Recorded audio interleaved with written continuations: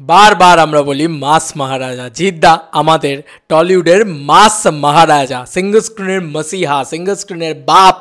এত কথা বলার পরেও আমরা কিন্তু এটা কোথাও গিয়ে ফিল করতে পারি, আমরা শুধু মুখেই বলি এমনটা নয়, আমরা প্রতিটা মোমেন্টে, প্রতিটা জায়গায়, প্রত্যেকটা মানে বলে না, প্রত্যেকটা জায়গায় জায়গায় ফিল করতে পারি। সেটা কেন বলছি এত বড় কথাটা বন্ধুরা, জিদ্দা জাস্ট ধামাকা করে দিয়েছে। জিদ্দা চিরকালই তো ধামাকা করে দেয়। জিদ্দার অপর নাম ধামাকা হওয়া উচিত। জিদ্দা ইজ আ ট্রেন্ডিং দা, এসব নামগুলো এমনি এমনি উঠে এসছে, তুমি বলো তো আমাকে।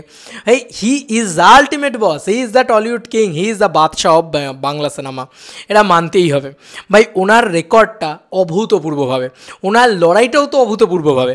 উনি কিন্তু চাইলেই একটা ফ্যামিলি ড্রামা, চাইলেই একটা সিরিয়াল, এরকম ধরনের সিনেমা বা গোয়েন্দা ছবি এসব করে উনি করতে পারতেন, কিন্তু উনি মেনলি যেদিকে টার্গেট করছেন সেটা কি, সেটা কিন্তু একদম ট্রেন্ডের বিপরীত দিকে গিয়ে কমার্শিয়াল ছবি বানানো, মাস ছবি বানানো, সেই সিনেমাটায় টার্গেট করছেন।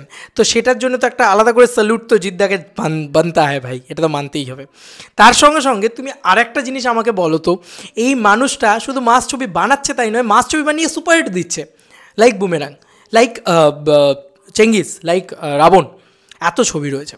তার সঙ্গে সঙ্গে এখন আমি তোমাদেরকে যেটা বলবো, এতদিন হয়ে গেছে, প্রায় বুমেরাং রিলিজ করেছে 1.5 মাসের কাছাকাছি হয়ে গেছে, আরও বেশি হবে।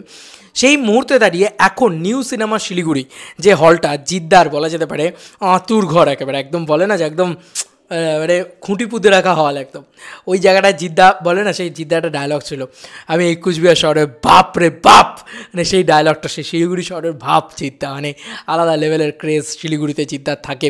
এটা আমি চিরকাল দেখে এসেছি, প্রচুর শিলিগুড়ির মানুষজন জিদ্দা জিদ্দা করেন।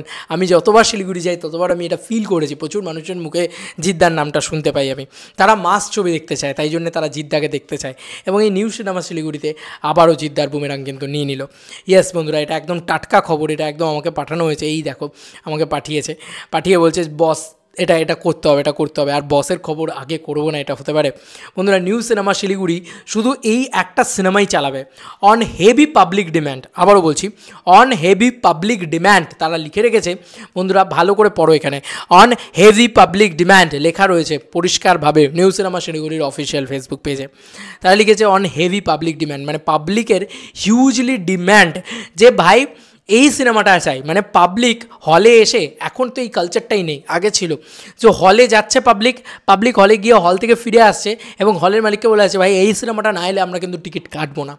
সেরকমভাবে শিলিগুড়িতে কিন্তু এখন এই কালচারটা আছে, আমরা দেখতে পাচ্ছি, নাহলে এই কথাটা লেখা হতো না, অন হেভি পাবলিক ডিম্যান্ড। মানে একটা সিনেমা, লোকে ধরো অন্য একটা সিনেমার পোস্টার রয়েছে, বলছে এইসব সিনেমা নাই, চাই না, জিদ্দার বুমেরাং ছবিটা নিয়ে এসো, তাহলে হলে গিয়ে টিকিট কাটবো। ওই জন্য ওরা এই কথাটা লিখে দিয়েছে, on heavy public demand. Boomerang Bengali daily 2 shows 11টা এবং 4:15, অলমোস্ট এই সিনেমা হলটাতে জিদ্দারই সিনেমা চলে বলা যেতে পারে। This is the power of Jeddah, hats off Jeddah, he is the ultimate box office king. Jio Jeddah, Jio মানে লাভ ইউ জিদ্দা, মানে জিদ্দা তুমি রিয়েল বক্স অফিস কিং, তুমি রিয়েল টলিউড কিং, এটা মানতেই হবে। টলিউড কিং তো বটেই, মানে কমার্শিয়াল ছবি দিয়ে যে বক্স অফিসে এরকম ধামাকা দেখাতে পারছে, সিঙ্গল স্ক্রিনগুলোকে যেখানে এরকম হেভি পাবলিক ডিমান্ড দেখাতে পারছে, চাই না তোমার কোনো অ্যাওয়ার্ডের, তুমি পাবলিকের মনের রাজা, এটা বলবো। তোমাদের আর কি মতামত, এন্টার ভিডিওটাকে নিয়ে জানিও কমেন্ট সেকশনে। চলো বন্ধুরা, নতুন কোনো ভিডিওতে দেখা হবে, বাই।